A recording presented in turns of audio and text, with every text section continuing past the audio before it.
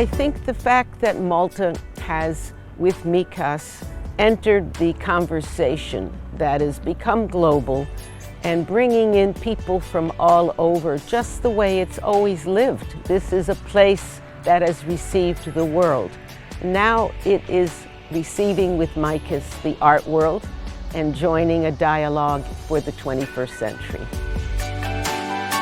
Michele Oka Doner, artista bbażata fl-Amerka, kienet f'pajjiżna ghat-tnedija tax-xogħol ta' Palm Godess, parti mill-International Art Weekend, appuntament anwali tal-MICAS.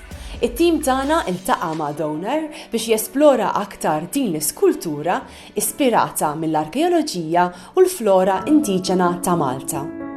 Many years ago, almost 40 years ago, I was in London and I saw an old book that said ancient monuments and their sites or something, and it was a big book. And I looked at it and it had the shape of one of the temples here in Malta. So even though I had just begun my travels and I was going to be away for a few weeks and it was heavy, I bought it and I carried it. So fast forward about 10 years ago, Francis Sultana visited the loft and he said he was from Gozo. And I said, wait, I have something from there. No, he said, it's impossible, it's such a small island. I said, just wait. I pulled out the book, I opened it up, and there was a gorgeous spread with the drawings. There was no cameras then. It was a very old book from the early 19th century. He was so thrilled. He said, you must come and visit me in Malta. And that's how this all began.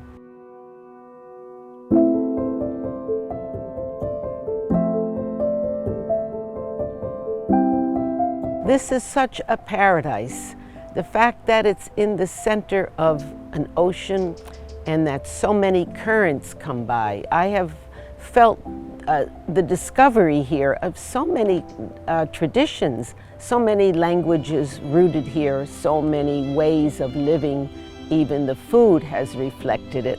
And it's so pleasurable to see this kind of mix and how it came together to make something very unique.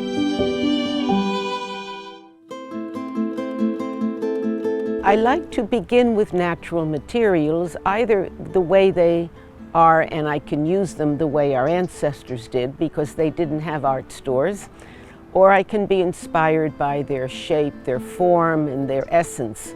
When it came to the sculpture that I have made for Malta, both were functioning, but fortunately, coming from Miami, I was very familiar with these big palms, and I know you have a phoenix palm here. So I used that shape, and I used their fronds as a base to rise up this sculpture. And then I moved into the other kind of palm I see here, which is palmate, like the hand, palm, and as our wonderful poet Wallace Stevens says, the palm at the end of the mind, because these things begin to inhabit our senses, our thoughts, and our way of living. So that came together when I worked, and that's how I created this sculpture for your plaza.